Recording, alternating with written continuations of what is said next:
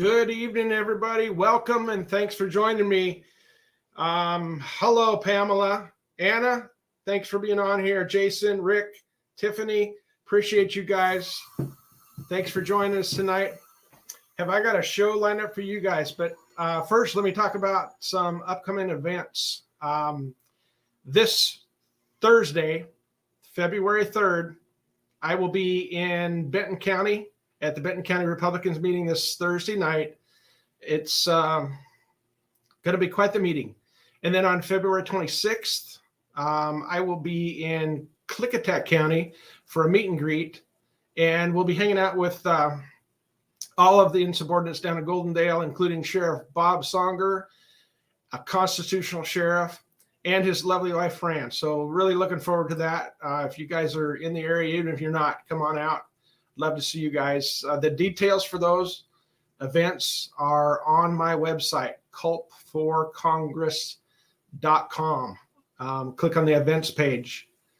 There's a drop down in the top right of the screen. Just click on that, hit events, and you can get the location and the times for those. But looking forward to that this Thursday and then the 26th of this month. So be sure to check that out. Have I got a show for you guys? I'm very excited about this very special guest that I have with me tonight. Sheriff Richard Mack is here. And Sheriff Mack is so many things. He's a teacher. He's a national speaker. He's an author of several books.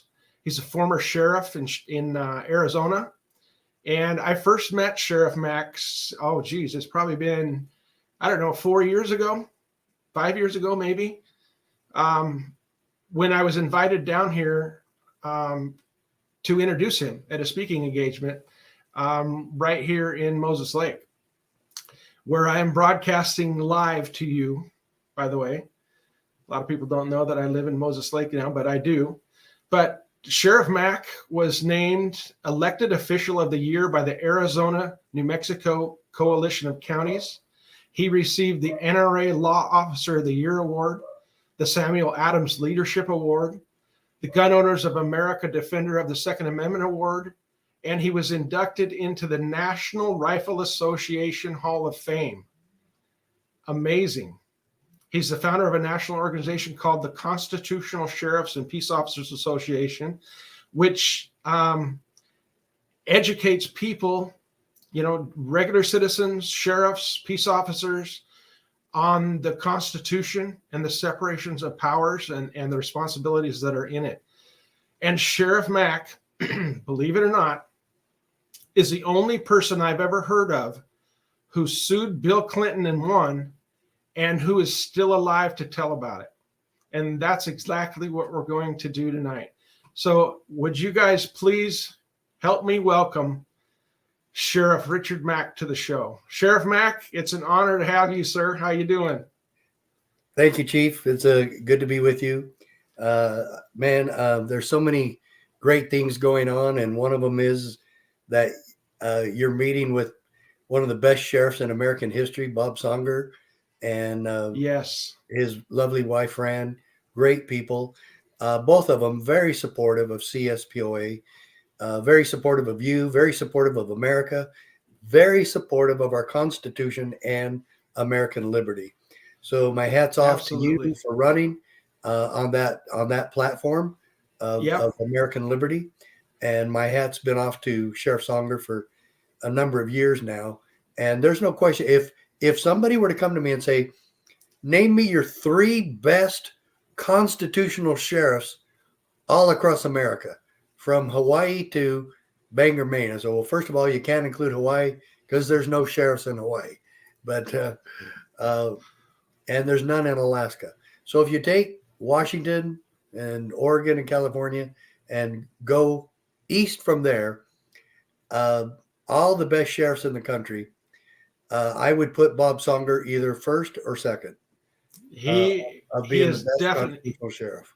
Yes, and he's been in law enforcement over 50 years, and I'm honored to have him and his wife Fran as friends. They were big help to me in the 2020 gubernatorial race, and they're huge. We had a big surprise not too long ago, Sheriff. They did redistricting here in Washington State. Prior to the redistricting, Sheriff Songer's county was not in my district, but they redistrict, and his county is now in the 4th Congressional District. And I will be down there campaigning with them. They are a huge help to me. That's fantastic. That was a great present given to us. So a lot of people might not know, or some people might. I know the people that I hang out with know all about you. I read your first book. I think it was like 19 something. Back in the other century. Way back when. Yeah, I think 1934. Yeah, right after I was born. Right. But you've written several books, right? And on the constitutionality of what our government should do based on the Constitution, what our law enforcement officers, our sheriffs, our peace officers should do. Your book called "Are You a David?" I have implemented that message into some of my speeches, when I was running for governor and as running for Congress, asking people, are you a David, and are you going to stand up like David did? Great book. I mean, all your books are great books. I read them before I was even in law enforcement, some of them. Oh, wow. Well, they are good books. And I would say that probably, it looks like, did my wife move the other one? Looks like she did. The little the little pocket-sized review of my Supreme Court case, and I guess that takes me back to the biggest question: why do you and I know each other, and Yeah, why? yeah. If you could go into that, why? What put you on the national stage? Way Yeah. back when? What caused that? Because you were all over the national media. You were on Good Morning America and other Mhm. shows, right? Yeah. Can you tell everybody about what got I was even started? on CNN, CBS Morning News, Fox a few times. Right in when this first happened, I was on, like you said, Good Morning America. So I was on several different ABC channels, a few NBC, several Fox, uh, and what was maybe some of the bigger ones. No, I guess Good Morning America from the mainstream point of view was the biggest one. You can look me up. A lot of different interviews are on uh, YouTube. Uh, Mm-hmm. Judge Napolitano and I became very good friends. He interviewed me several times. He put me on his kickoff show for Freedom Watch, but the only reason I got on the map at all with anything is because I was so young and good looking. No, no, no, that wasn't it. It was because, first of all, when I was a rookie cop back in Provo, Utah, in about 1800, no, at about 1983, I attended a seminar called "The Constitution for Law Enforcement Officers." And the teacher was Dr. W. Cleon Skousen. And I went to it. It was at the University of Utah in Salt Lake City.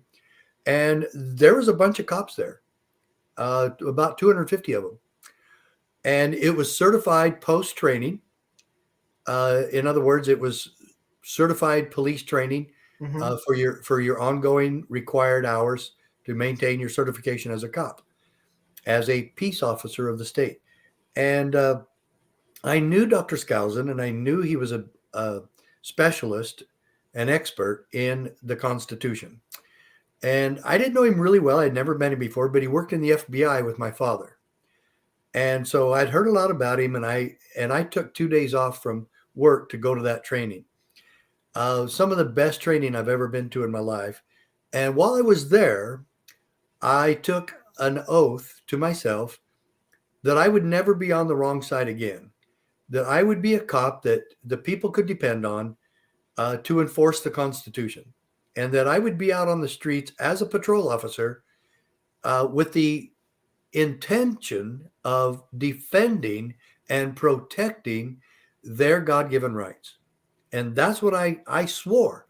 I would never deviate from that. And I didn't.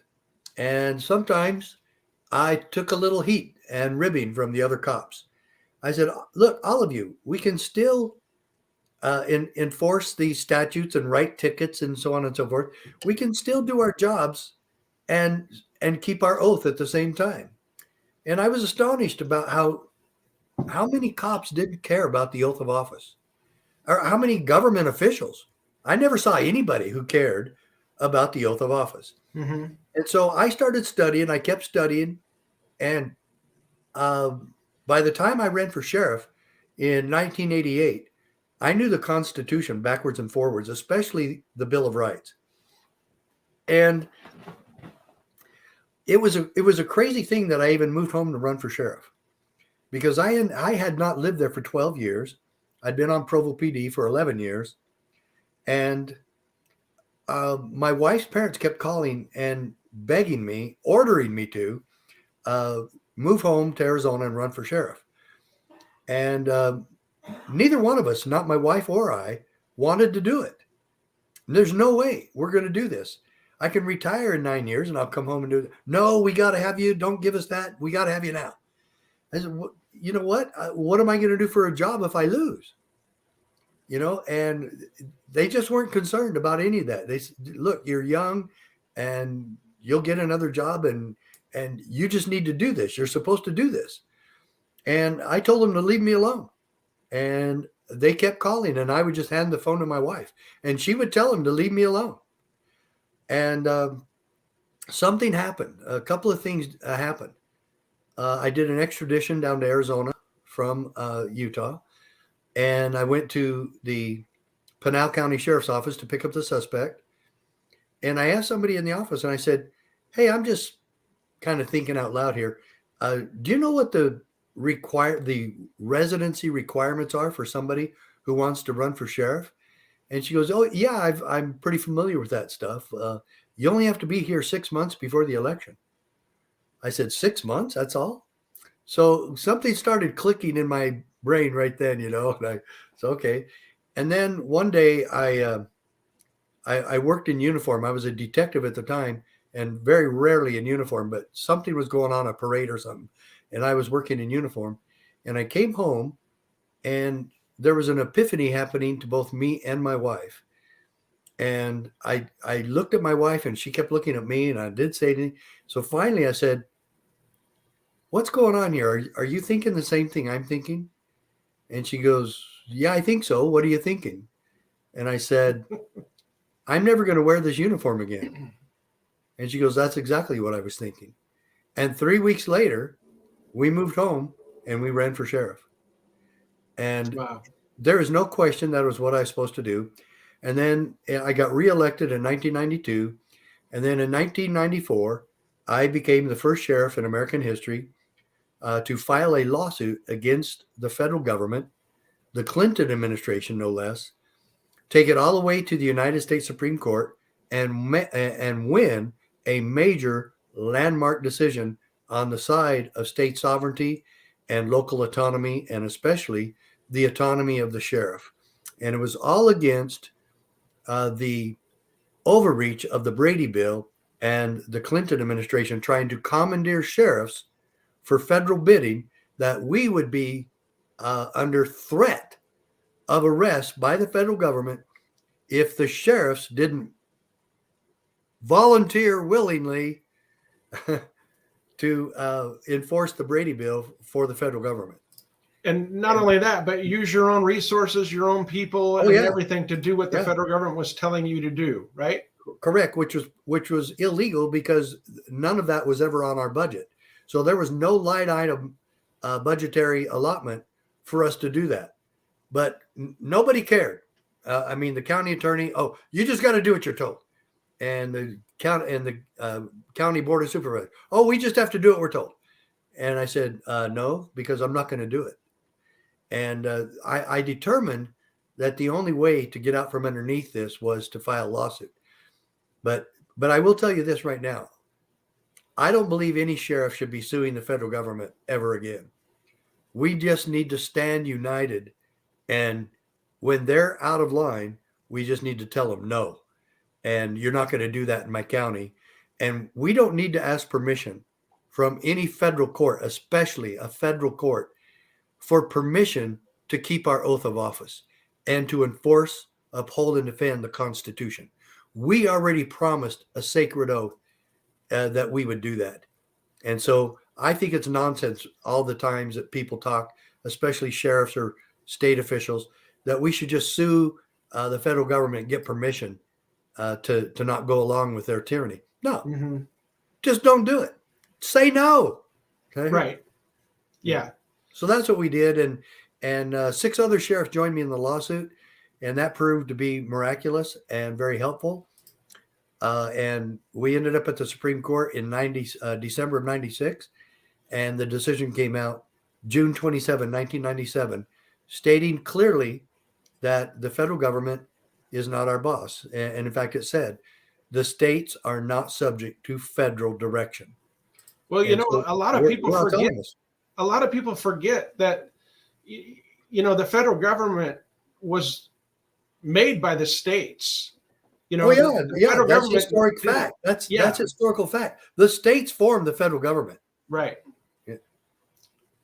So that's an excellent point. First of all, you have to study history to make sure you know and understand that. But see, how is it that the creation of the state's creativity, how is it that creation became our boss and got to tell us what to do and got to come into our states and steal all our money and then send it back to us in the form of grants? Well, and bribery, basically, most of the time, because if you don't follow what they tell you, then you don't get your highway money, you don't get your correct taxes on anything. Right. So yeah, they scoop up all the money from the citizens and then force the states to do their bidding, or they don't get the funding. But in your case, with your lawsuit, they weren't even coming in with any funding or a grant or anything. I mean, not that would made it any better. No money, no negotiation, no input from us whatsoever. This is what you're going to do, and if you don't, we just might arrest you. Yeah, and I talk about this all the time.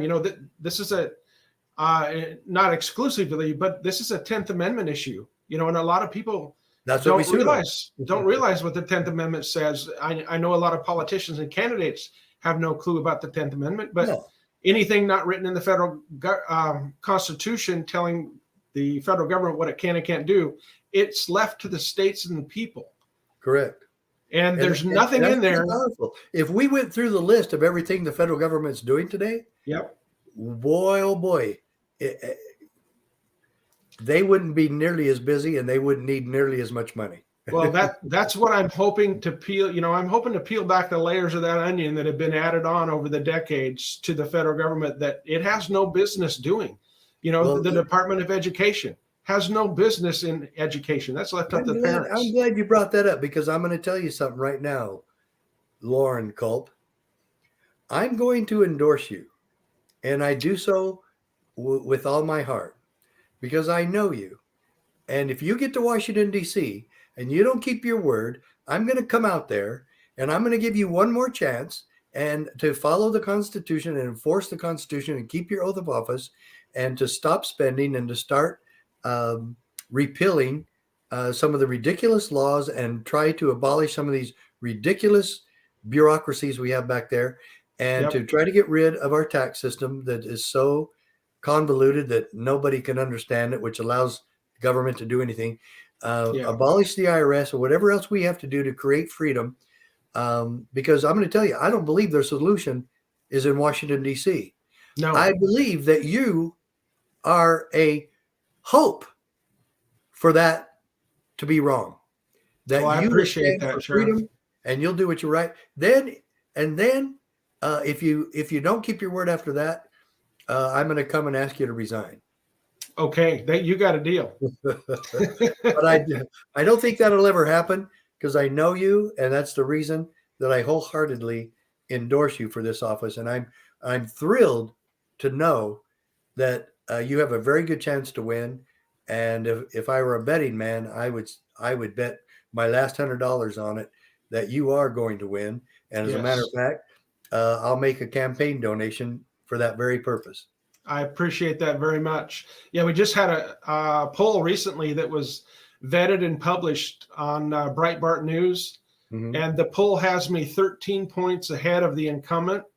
And I think it was 23 points ahead of any of the other challengers that are in the race. So that's great. And we're just getting started. So that is absolutely awesome. We will take out this rhino. By the way, he voted to impeach President Trump, and he voted for the January 6th commission on top of that, among other things. Did he vote for the original impeachment, or the one that after he lost, they still impeached him? I'm not sure which one, but then he went ahead and voted with Nancy Pelosi for the January 6th commission as well. Yeah. So he voted 40 to 50% of the time. I've always said, Loren, you may have heard me say this before. I've always said, if you don't have any brains in your head, then by all means, vote with Nancy Pelosi. That's exactly right. I've always said that. So let me ask you, how do you feel about, you're big on individual responsibility and smaller government. I think I probably know the answer, but how do you feel about the way that many of our elected public servants who think they're dictators, Governor of Washington State comes to mind, President Biden comes to mind, the way they're handling things with this virus? Well, it should be a simple matter.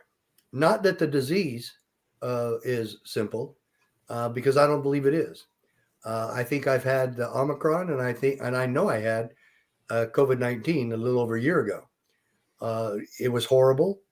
Omicron wasn't too bad, but COVID-19, I really thought I was dying.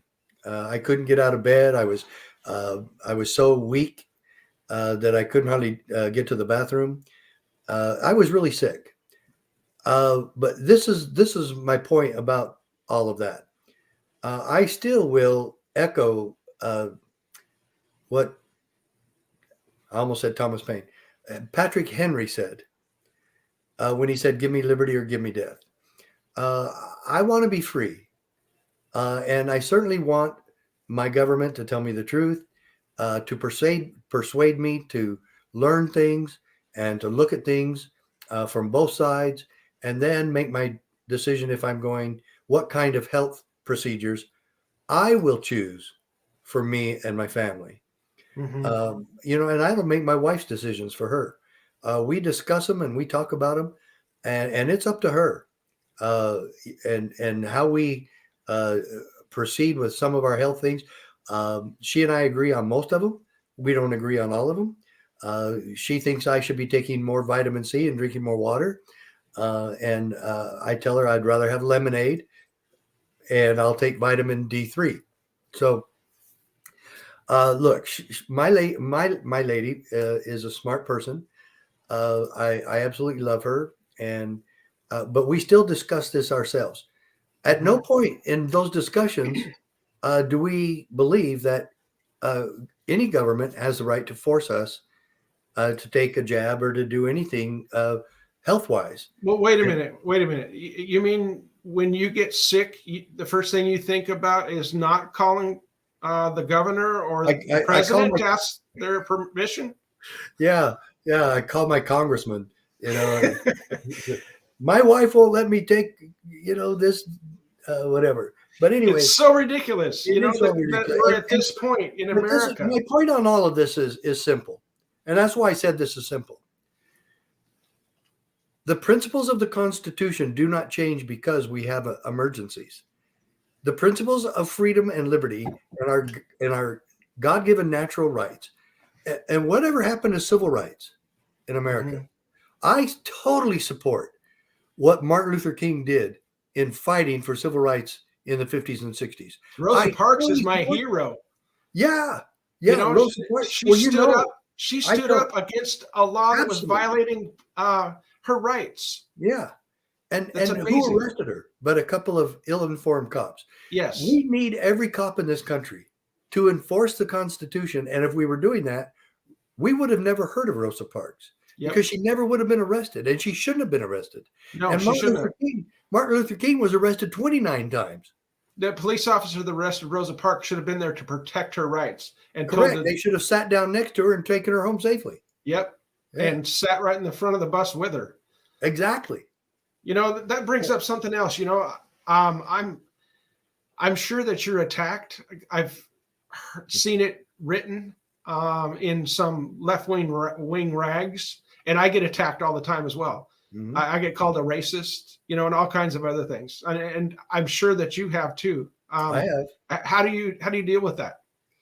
Well, I was wondering if you were getting called racist because you were associating with me or whatever. Because let me make this very clear. When somebody calls me a racist, it shows complete ignorance on their part. And it also is a slap in the face of my mother, God rest her soul, who never allowed us to do anything like that, who taught us to accept everybody. And everybody, she led by example. Everyone of all races and religions were invited into my mother's home. And she had a women's club.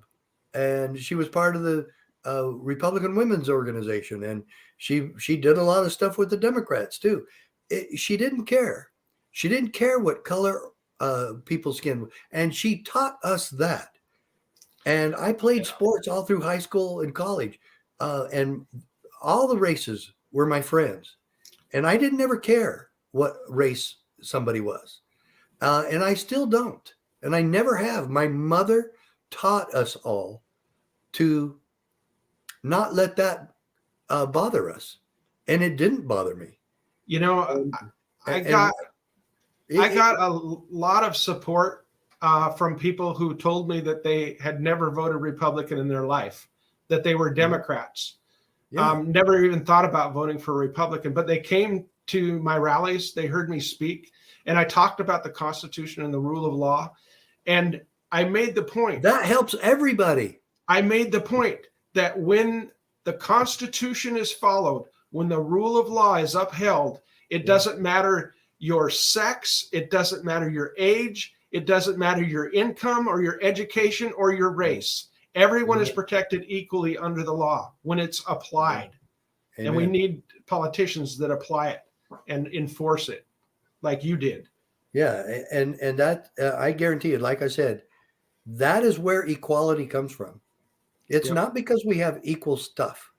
It's because we have equal opportunity, and that government is making sure that the playing field is equal for all of us. And protects everybody's rights. I mean, it says right in the Declaration of Independence that government is created to protect citizens' rights. That to secure these rights, governments are instituted among men. Yep. One of my favorite quotes in the Declaration of Independence, in all of our foundational documents. I love it. That's probably my favorite. So tell me, how can people find out more about your organization, the Constitutional Sheriffs and Peace Officers Association, and how can they get a hold of some of your books? Because I know you've written quite a few, right? What is it, 6 or 7? At least 8. At least 8. Okay. Yeah. 2 or 3 of them are out of print, and I did one novel called The Naked Spy. His mission began the day he died. Dun, dun, dun. So it's really a great book. I'd really love somebody to pick it up and make a movie out of it sometime. As I just really don't have time to promote that book. I'm promoting all my other books. I'm promoting our Constitutional Sheriffs and Peace Officers Association. We just did, Tanya and I just did a review of everything I did last year. Mm-hmm. I did 72 public events. I know. I see you on. Look at your website. I see the YouTubes of you everywhere. Yeah. It's absolutely amazing. Your national organization, it needs to swell and grow so big that they can't even do anything about it. Well, that's the thing. Every citizen, every person in America, maybe even the world, we don't decline anybody from England or Australia or Canada or any place else for that matter. Everybody can become a member, everybody can donate, and everybody can be part of the solution. I will say, yes, we're starting to be an international organization, because I'll say this easily. Liberty is for all people of all races, of all countries, all nationalities. Liberty is for all of you, and we should be united. The United Nations. We should be united in making sure. We need to get rid of the United Nations. Oh, totally. Yeah. The United Nations is a farce. Yes. But we still, as brothers and sisters throughout the world, we should be united in promoting liberty for everyone and making sure that we're all doing our best to stop human trafficking and sexual exploitation of children. Yes, absolutely. Every peace officer and every department in the world should be dedicated to stopping that heinous crime. I was very surprised. You're talking about other countries. I was very surprised, back in 2018 when I said I was not going to enforce that unconstitutional gun law here in Washington. Yeah. I was really surprised. I started getting messages and emails from people in Australia, Canada, and Great Britain. It was amazing. Yeah. And, like you said, freedom it's not an American thing. I mean, we're blessed to have a constitution that protects our God-given rights, but freedom is universal. Everybody around the world wants freedom, and people are finding out what happens to their freedoms when they lose, especially their right. And I forgot to get the website. So if everybody would like to donate, buy one of my books, do a monthly donation, become part of our CSPOA posse. We'd love everybody to do that. That's only $11 a month.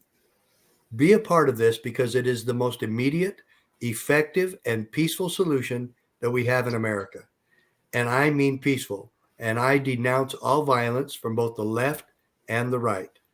I don't care who's committing violence. Don't do it. I don't support it. It's not time for that yet. Maybe it will be sometime. We can still make this solution and the restoration of our Constitution a peaceful solution. We can do it together. We have to do it together. Again, folks, go to CSPOA, CSPOA.org, Constitutional Sheriffs Peace Officers Association, CSPOA.org. Would love to hear from you. Would love to have you join us in this holy cause. So there's a lot of people, like I said earlier, not just people on the right or conservatives, but people in the middle, some, soft Democrats. The far left probably will never going to reach those people, but they know something's wrong. Yeah. That they know that things that are happening in our country, it's not right. And what would you suggest that people do? I know education, get educated, read the Constitution, know what that says. But do you have any advice for people how they can be active, what they can do? Get a relationship with your sheriff. Start helping your sheriff form a citizen's posse. Well, that's what a posse is. That was redundant. Help him form a posse. Get on that with him and be a part of helping him make the county a safer place to live. For any eventuality, be it a weather emergency or whatever, a food shortage, whatever, a citizen's posse can be extremely helpful. A Minuteman posse can be extremely helpful to the sheriff and to your community. It's the epitome of neighborhood watch. And so be a part of that. Work with your sheriff, understand your sheriff, and make sure that he is a constitutional sheriff.